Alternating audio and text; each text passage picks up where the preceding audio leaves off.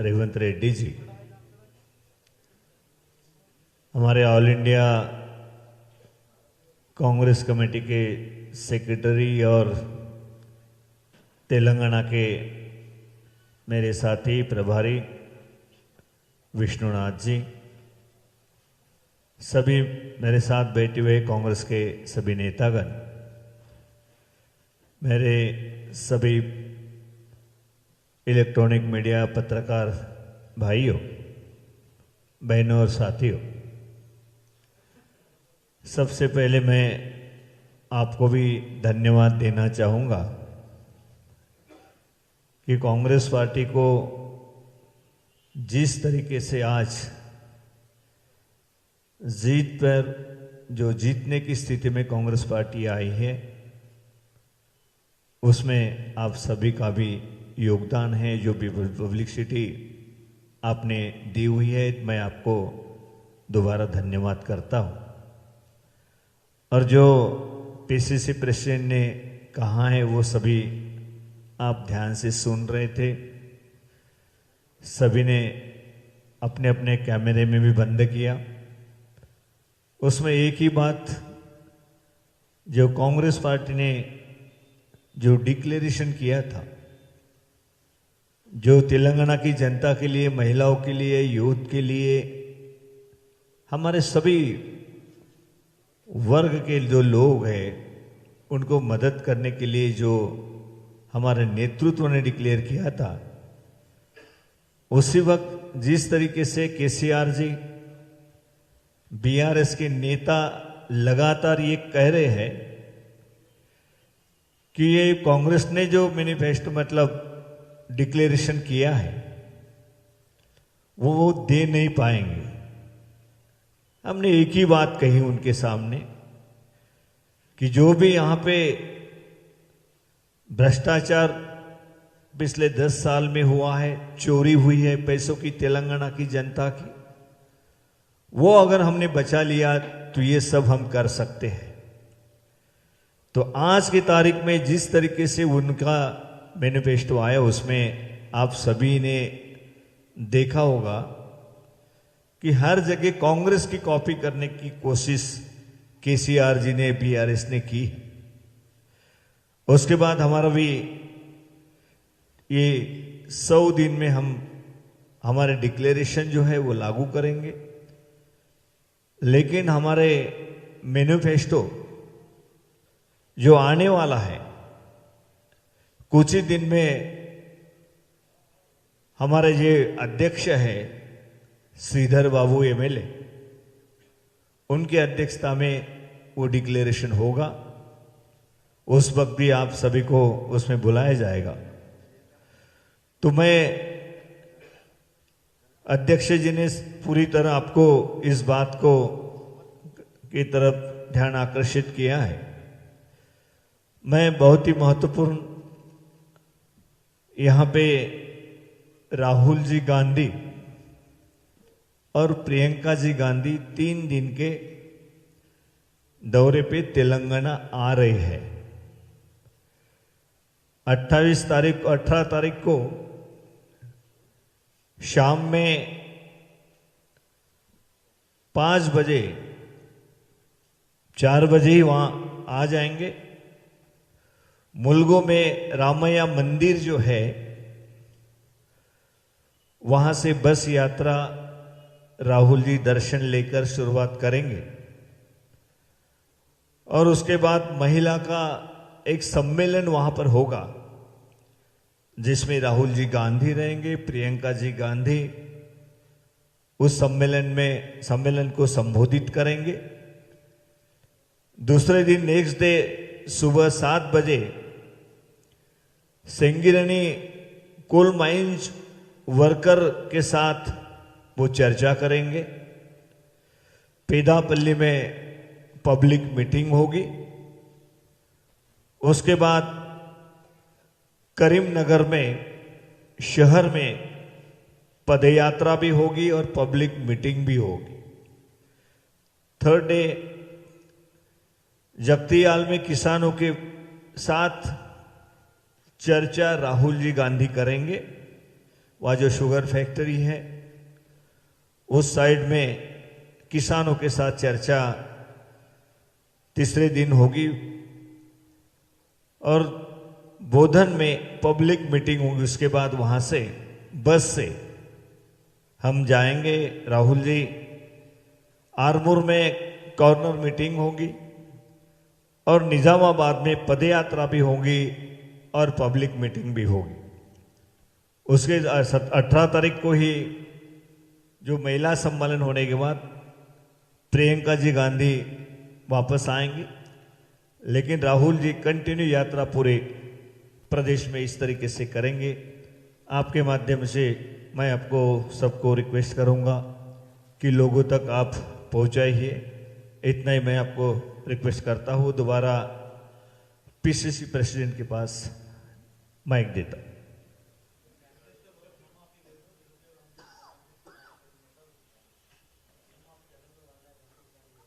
అంటే అది ఒక చిత్తుకాగితంతో సమానం కాబట్టి దాని మీద మేము పెద్దగా ఆలోచన చేయదలుచుకోలేదు.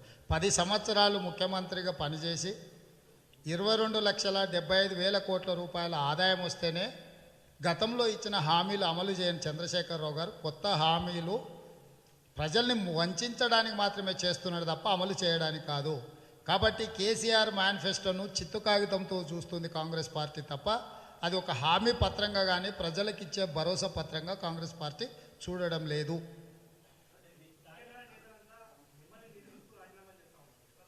అధ్యక్షుడిని కాబట్టి మంచైనా చెడైనా నన్నే అంటారు. అన్నిటిని సమానంగా స్వీకరించాల్సిందే. విజయం వస్తే సంతోషము, ఓటమి వస్తే దుఃఖము, వీటికి అతీతంగా అధ్యక్షుడిగా నేను పనిచేయాల్సిందే. డెఫినెట్గా ఏఐసిసి ఇచ్చిన ఆదేశాల మేరకు నేను పనిచేయాల్సి ఉంటుంది. మిత్రులు చాలామంది ఉంటారు, వాళ్ళకు కొన్ని కోరికలు ఉంటాయి, కొన్ని ఆలోచనలు ఉంటాయి, వాళ్ళ సమర్థత మీద వాళ్ళకి నమ్మకం విశ్వాసం ఉంటుంది. కాబట్టి వాళ్ళు ఆశిస్తారు, ఎందుకంటే వాళ్ళు పార్టీ కోసం పనిచేసిండ్రు. వాళ్ళు అనుకున్నట్టుగా కొన్నిసార్లు పార్టీలో నిర్ణయాలు జరగనప్పుడు కొంత భావోద్వేగం ఉంటుంది, బాధ ఉంటుంది.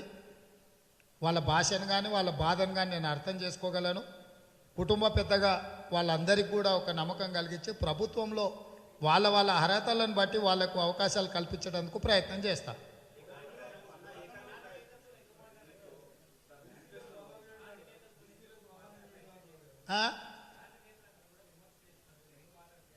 ఇప్పుడు మీడియా మిత్రులు కూడా కొంత డిరేల్ అయిపోయారు. ఏమంటారంటే టోలో కొట్టింది మీ బండి. వీళ్ళందరితో మాట్లాడడానికే మళ్ళీ మాణిక్రావు ఠాకరే గారిని, దీపాదాస్ మున్షి గారిని, మీనాక్షి నటరాజన్ గారిని, పెద్దలు జానారెడ్డి గారితో నలుగురితో కమిటీ వేసింది. కమిటీ అందరిని పిలిచింది, మాట్లాడింది. వాళ్ళందరితోని సంప్రదింపులు చేయడానికి, వాళ్ళకి విశ్వాసాన్ని కల్పించడానికి అభ్యర్థుల ప్రకటన కంటే ముందే వారం రోజుల ముందే ఈ ప్రక్రియ చేపట్టినాం. అందరి నాయకులతోని పార్టీ మాట్లాడింది. పార్టీ సమిష్టిగా పనిచేస్తుంది. సమిష్టిగా పనిచేసినప్పుడు కొందరికి కొన్ని బాధ్యతలు ఇస్తారు. ఆ బాధ్యతలు జానారెడ్డి గారికి, మాణిక్రావు ఠాకరే గారికి, దీపాదాస్ మున్షి గారికి, మీనాక్షి నటరాజన్ గారికి ఇచ్చారు. వారందరినీ సంప్రదిస్తున్నారు. అయినా కొంతమంది సంతృప్తి చెందకపోవడం వల్ల ఏదైనా నా మీద ఆరోపణలు చేస్తుండొచ్చు.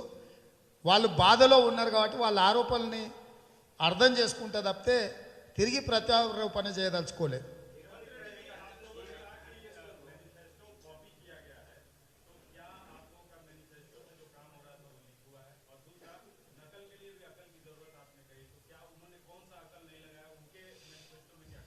मैं एक बात साफ कहना चाहता हूँ, हमारा ही मैनिफेस्टो वरंगल राइट डिक्लेरेशन से शुरू हो गई. उसके बाद यूथ डिक्लेरेशन रंगारेड्डी डिस्ट्रिक्ट में हुई. तीसरी डिक्लेरेशन हम लोग खम्मम में किए थे पेंशन के बारे में.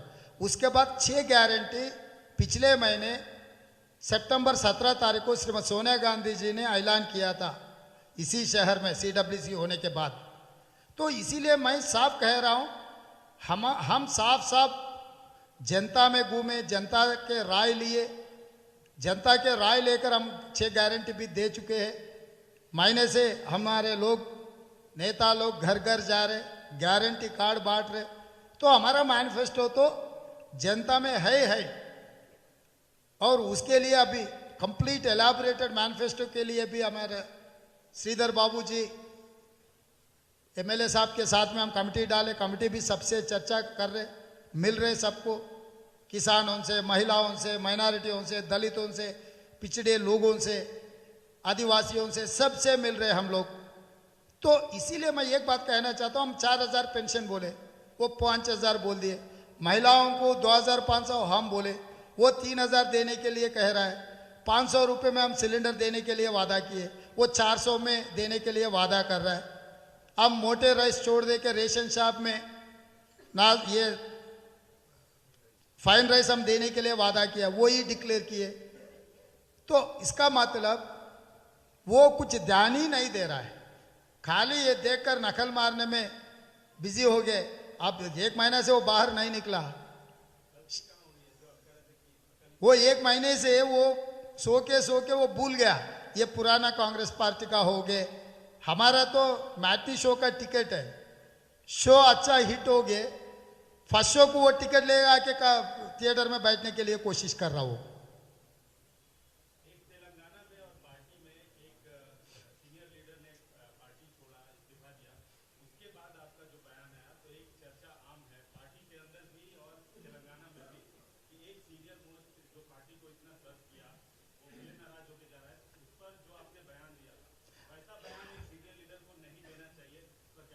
आप सीनियर पत्रकार हो, जो भी नेता सीनियर रहने के वजह से हर कुछ नहीं मिलते, सिंसियर भी रहना।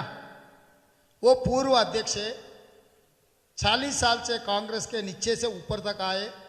हर वक्त कांग्रेस पार्टी जब जब सरकार में था, सत्ता में था, हर वक्त उनको मंत्री बनाया और कुछ बनाया। तब वहां पर भी और काबिल लोग, उनसे सीनियर लोग भी थे ना, तो इनको मौका मिला, उनको अध्यक्ष मिला। पहली बार तेलंगाना होते ही पहली बार अध्यक्ष बनाए का मतलब क्या है, पूरा प्रदेश को चलाने की जिम्मेदारी उनको दिए, वो जिम्मेदारी नहीं निभाया, दूसरों को नहीं जिताया, वो खुद हार गए। फिर भी दोबारा टिकट दिए, फिर भी हार गए। इस बार भी टिकटों का तय हुआ ही नहीं। स्क्रीनिंग कमेटी में चर्चा हो रहे थे, सीईसी तक हम गया ही नहीं लिस्ट लेकर, पैनल में उनका नाम था। उन्होंने उतना जल्दी सुसाइड कर लेने का क्या जल्दी था, खुदकुशी कर लिए, इस्तीफा दे दिए। सुनो सुनो सुनो भाई, इस्तीफा दे दिए, आरोप लगाया। अध्यक्ष का रोल क्या होता है उनको पता है, दूसरों को पता नहीं होता मेरे को नहीं मालूम। वो अध्यक्ष किए, 2014 का चुनाव भी लड़ा था। अध्यक्ष का रोल क्या होता है उनको पता है।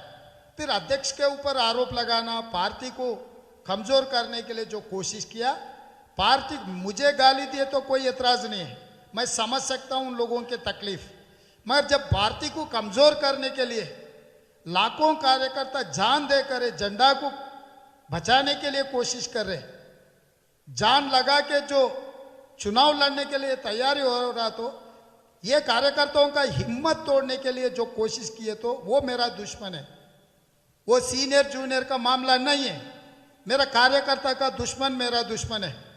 मैं दुश्मनों को ऐसी तरीका से मैं टोकता हूं, और बहुत कम बोले। मैं अभी भी यकीन से, जिम्मेदारी से इस मंच से मैं कह रहा हूं, जो पार्टी के खिलाफ, मेरा कार्यकर्ता के खिलाफ जो भी काम किए, उसको हम बर्दाश्त नहीं करते। 10 साल लाखों केस हमारे कार्यकर्ता उठाए, हजारों लोग मर्डर हुए, तो इतना तकलीफ में हम इस चुनाव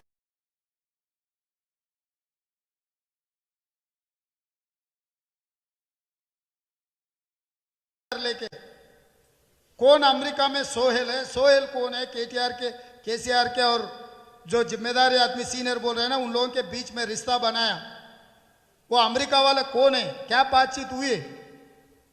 मैं ज्यादा बोले तो ठीक नहीं रहेगा, वो गया।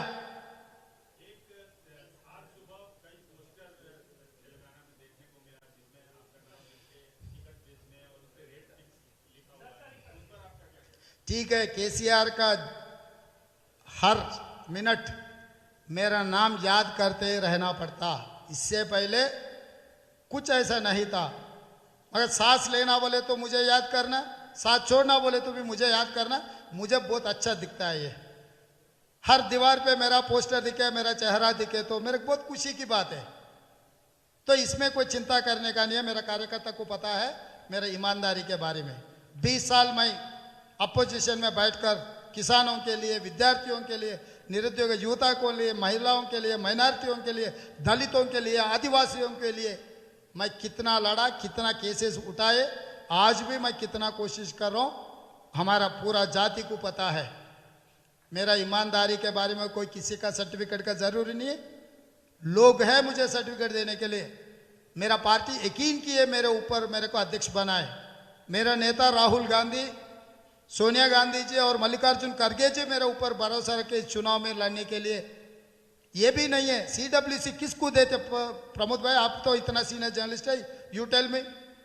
जहां पर सरकार है, जहां पर चीफ मिनिस्टर है, जहां पर सब सारे रहा तो सीडब्ल्यूसी ऐसे मीटिंग्स देते हैं, मगर यहां पर सरकार भी नहीं था, नहीं अभी भी। फिर भी 3 दिन का जिम्मेदारी पूरा पार्टी, देश पूरा कांग्रेस यहां आए। इसका मतलब हमारे ऊपर, माणिकराव ठाकरे जी के ऊपर, मेरे ऊपर, मेरे सीएलपी के ऊपर कितना भरोसा है, कितना जिम्मेदारी हमारे हाथ में पार्टी दी है, ये देखे तो आप लोगों को महसूस होना हम कितना मेहनत कर रहे हैं, कितना नियत से काम कर रहे हैं, आप लोगों को पता होना चाहिए।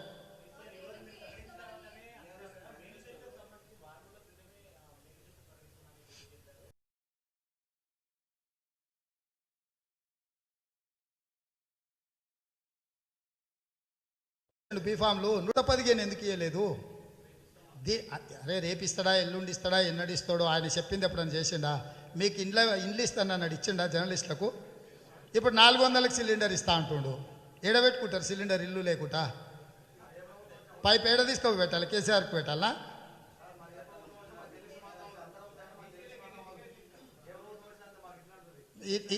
ఇట్లా మీరు మాటలు మాట్లాడతారు కాబట్టి మిమ్మల్ని చూస్తే జాలి కలుగుతుంది నాకు.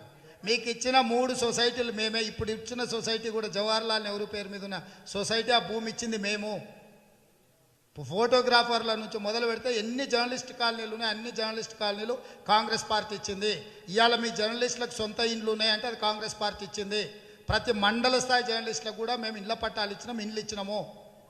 మీరు అందరి మీద టీఆర్ఎస్ కార్యకర్తలు చేసినట్లాంటి ఆరోపణలు చేయకండి దయచేసి. ఈరోజు ఏ సొసైటీ కోసం మీరు కొట్లాడుతారో ఆ సొసైటీ, ఆ ల్యాండ్, ఆ పేరు కూడా కాంగ్రెస్ పార్టీదే. నాకు తెలిసి మీ సొసైటీ పేరు Jawaharlal Nehru society, cooperative society ఏదో. జవహర్లాల్ నెహ్రూ పేరు ఎవరు పెట్టిండ్రు? ఆ భూమి ఎవరు ఇచ్చిండ్రు మీకు? కాబట్టి దయచేసి మమ్మల్ని రేసు గుర్రాన్ని, కంచర గాడిదని ఒక దగ్గర కట్టేయకండి.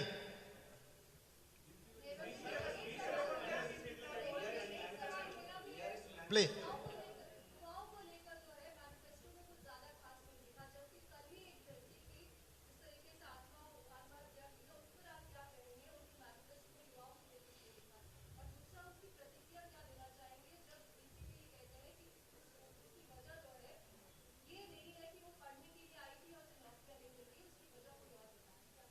मैं ये साफ बात कहना चाहता हूँ, कोई चोर चार्लेस ओबरा से आप बातचीत कीजिए, बिल्ला रंगा से आप बातचीत किए, चोरी किया, हम हत्या किए, रेप किए बोल के कभी मान लेते क्या?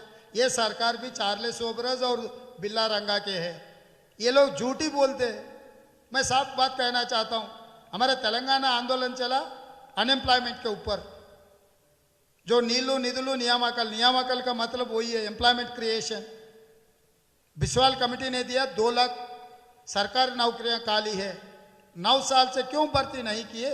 उनके परिवार में हार गए तो 2 महीने भी छोड़े नहीं, बेटी को फिर दोबारा एमएलसी दे दिए, उनके रिश्तेदार विनोद राव को और कुछ दे दिए। उनके परिवार में, उनके रिश्तेदारों में कोई भी खाली नहीं है, सबको नौकरी मिल गई। 1200 विद्यार्थी लोग शहीद होकर तेलंगाना हासिल किए।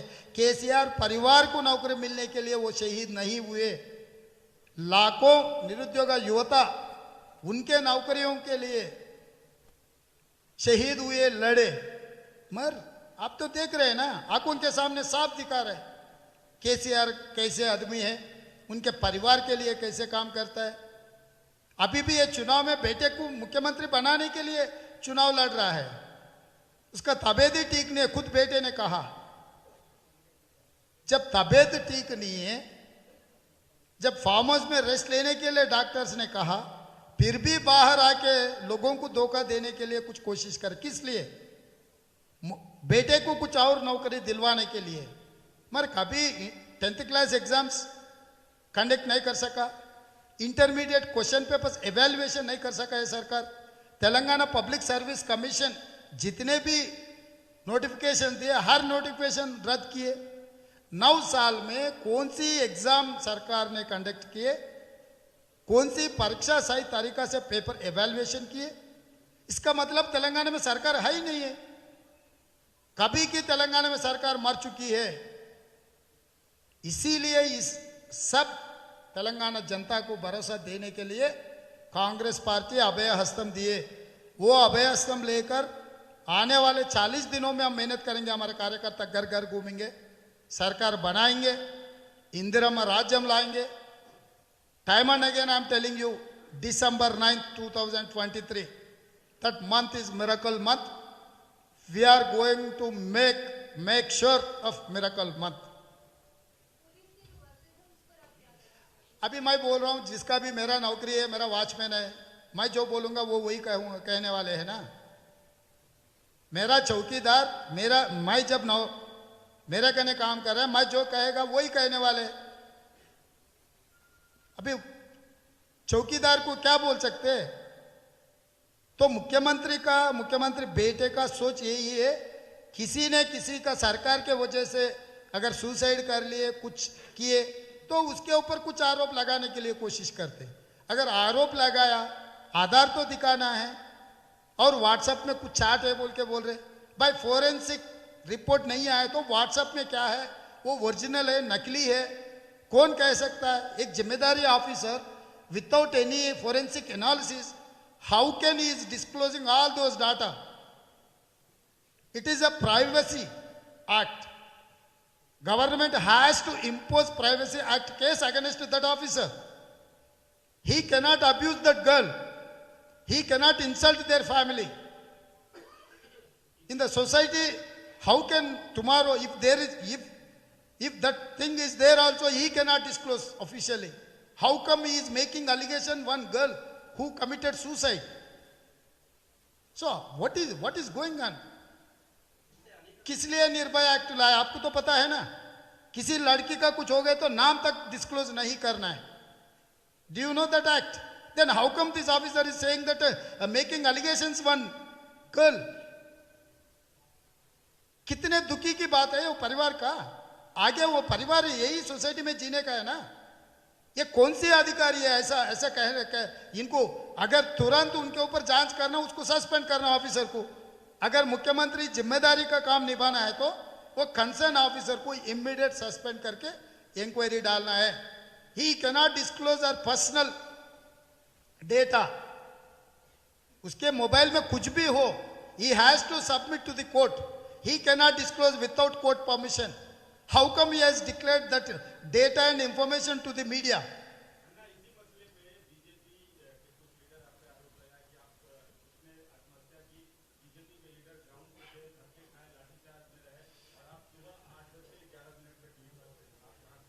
प्रमोद भाई, जहां पर जो बैठे यहां पर है ना, मेरा सिकंदराबाद के अध्यक्ष, पूर्व यूथ कांग्रेस के अध्यक्ष, रात भर लगातार हमारा कोटा नीलिमा जी यही है, फिरोज भाई इधर भी है, जितने लोग हैं सब लोग हम थे मैदान में. कौन गधे लोग हमारे ऊपर आरोप लगा रहे हैं? ये गधों को जवाब देने के लिए यहां पर कोई खाली बैठा हुआ नहीं. वो केसीआर का बी टीम है ना. बीजेपी, बीआरएस, एमआईएम हमेशा कांग्रेस को गाली देने में लग गए, क्योंकि उनके दोस्त को बचाने का है. जब जब केसीआर को तकलीफ आएंगे, पहले एमआईएम आएंगे, उसके पीछे पीछे बीजेपी वाले आ जाएंगे. तो मुझे बोलने का क्या है भाई? जो जिम्मेदार है, मुख्यमंत्री बाहर आया, रिव्यू किया. जो आईटी मिनिस्टर मोबाइल के डेटा डिक्लेयर किए तो आईटी मिनिस्टर कुछ कहा. सरकार में केसीआर, केटीआर है और केंद्र में अमित शाह, नरेंद्र मोदी जी है. कुछ कार्रवाई करना, कुछ जिम्मेदारी उठाना है तो वो लोग उठाना है, वो 4 लोग.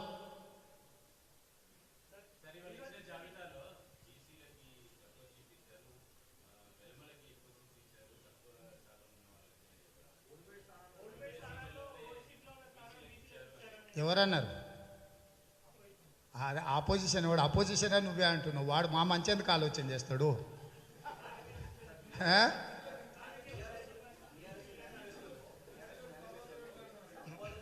శ్రీనివాస్ గారు, ఈనాడు జర్నలిస్ట్ గారు, నేను మీకు మళ్ళా చెప్తున్నా, మీరు అప్పుడప్పుడు కొంచెం డివైడ్ చేసి రాస్తున్నారు. ఈనాడు పత్రిక అట్లా రాయడం మాకు సరిగ్గా నచ్చడం లేదు. ఉదయపూర్ తీర్మానంలో SC ST OBC and minority 50% సీట్లు ఇవ్వాలి. 100% నేను మాటిస్తున్నా. ఉదయపూర్ తీర్మానం ప్రకారం 50% సీట్లు తప్పకుండా ఎస్సీ ఎస్టీ మైనారిటీ ఓబీసీలకు సీట్లు ఇస్తాము. మీ అంతలో మీరే రాసుకొని మీ అంతలో మీరే ప్రశ్నించి మేము నిర్ణయం అయిపోయినట్టు తప్పుడు వార్తలు రాయడము తగదు. దయచేసి మీడియా మిత్రులు సంవయనం పాటించాలి. ఇప్పటి వరకు రిలీజ్ చేసింది 45%, ఇంకా 55% సీట్లు పెండింగ్ ఉన్నాయి.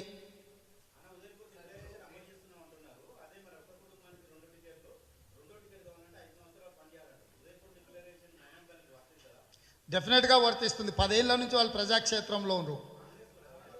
ఎవరు చెప్పారు కాంగ్రెస్లో ఉండాలని? అందులో రాసి ఉందా? ఒకసారి చూడు ఉదయపూర్ డిక్లరేషన్. ప్రజా జీవితంలో 5 సంవత్సరాలు పనిచేసి ఉన్న వాళ్లకు టికెట్ ఇవ్వాలని ఉంది. ఈ లెక్కన కేసీఆర్ పార్టీలో 86 మందికి టికెట్లు ఇవ్వద్దు. అందరు కొత్త వాళ్ళు ఉన్నారు, పక్క పార్టీ వాళ్ళు ఉన్నారు.